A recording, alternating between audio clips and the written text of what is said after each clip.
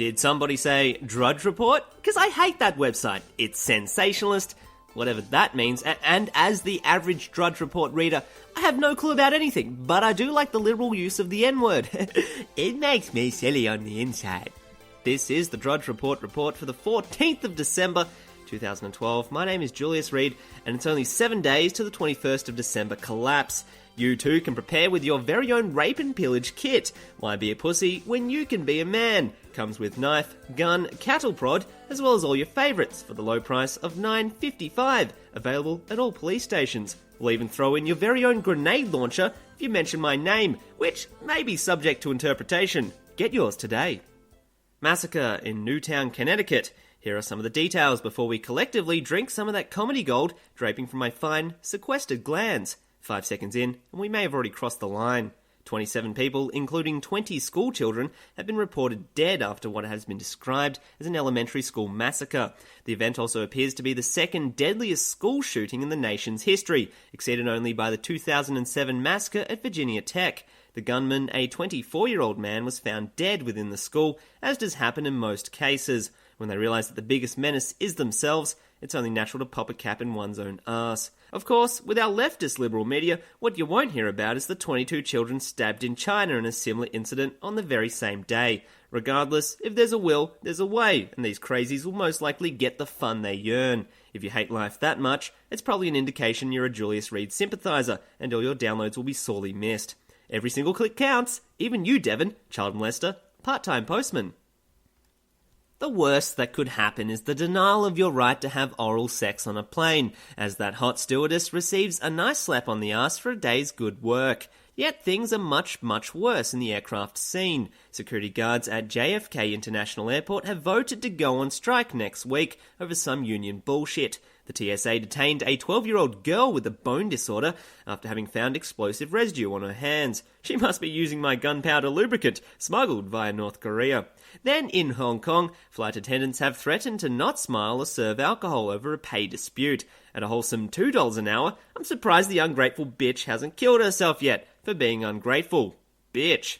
But it gets worse. A double amputee veteran claims that he was humiliated on a US flight by staff for having short, stuffy legs that don't work. What a horrible world we live in. Back to you, Julius. Chavez, we meet again, you fat bastard. What, he's got terminal cancer? God damn it. Chavez, best known for his socialist antics, upon his amazing state-owned media company and anything else bearing a Venezuelan flag, may be dying of cancer, albeit of the terminal kind. While the myth in waiting bounces back like a piece of putty from his several cancer surgeries, the president has said that malignant cancer cells have reappeared for a third time in his abdomen, following a recent recovery from surgery in Cuba this week. All that greed, all that sweet crude, capitalism's killing you, buddy. Let go before your wealth kills you. Yeah, right. While he may be richer than the entire town I live in, it's too bad his face looks like some kind of World of Warcraft goblin, or a lot like Piccolo from the Dragon Ball Z series. I find that difficult to masturbate to. Sorry.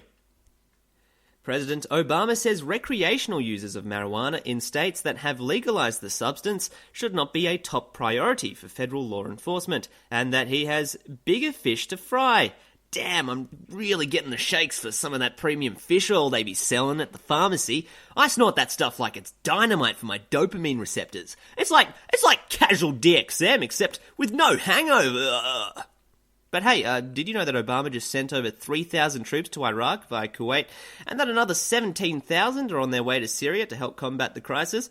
Of course, these rumours have been denied by the powers that be, but who do you trust? A dodgy teenager whose highlight for the week is a casual dry hump with a bed pillow, or the world's most powerful nation, led by deceit and forceful control? You'd be insane to trust either. All you need to know is that the Peace Prize recipient, President Obama, is a joke, and he's clearly forgotten his very own punchline.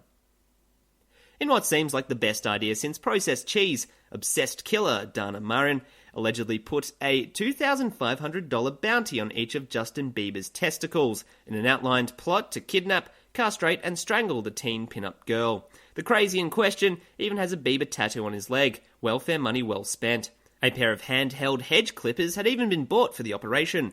At least being caught now will save him the disappointment of finding out he bears a vagina. The Chinese aren't that pretty, I can contest, brushing my teeth every morning in front of the mirror, but thankfully they make up by being of above average intelligence, except this guy. A Chinese villager says he's going to save humanity with his giant collection of tsunami-proof survival pods. The pods are made using a fiberglass casing over a steel frame, and they cost $48,000 each to make, equipped with oxygen tanks, food and water supplies. Thankfully, they also bear seatbelts, in case you run out of food when the whole world is completely flooded, you retard. Clearly this guy has watched the movie 2012, the Communist Edition, way too many times. The only difference with this version is that China comes out on top after the mass flooding and everyone's eyes turns a little slantier. It's too bad their dicks continue to shrink with all that water. The Hobbit, An Unexpected Journey, has already broken box office records, reeling in $27.3 million over 42 countries, with another $13 million on midnight openings in the US and Canada, integrating the much-hyped 48 frames per second technology, which has been compared to the advent of high-definition TV. Of course, this hasn't stopped the poor press from digging its claws into the £315 million epic, receiving an average of 58% approval on Metacritic. Gee, if I wanted to watch some midget porn, I'd just go on the internet, which is where I spend most of my time anyway.